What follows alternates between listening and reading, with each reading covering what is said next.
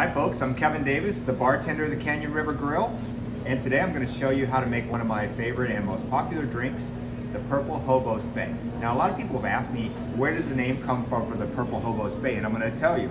So this is a Purple Hoh Bo Spey, H-O-H-B-O, Hoh Bo Spey.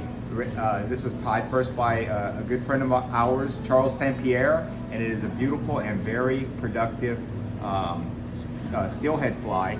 And so this fly inspired me to use this particular gin, Empress Gin from Victoria, BC, which is made with the butterfly pea blossom, which makes it a lovely shade of purple. And then that in conjunction with a little bit of Elderflower St Germain, commonly referred to as bartender ketchup.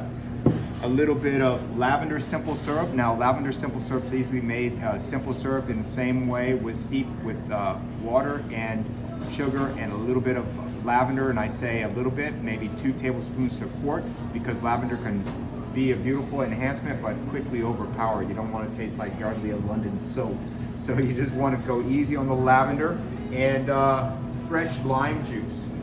So I'm going to start out and I'm going to squeeze a fresh lime into a glass of ice, and this is just a half a lime is all you really need.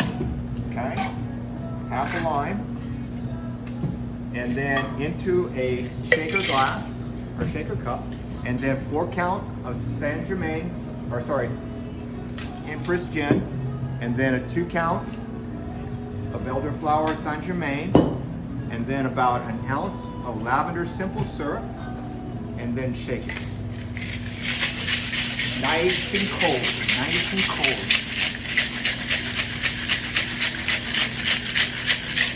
Now, that's it.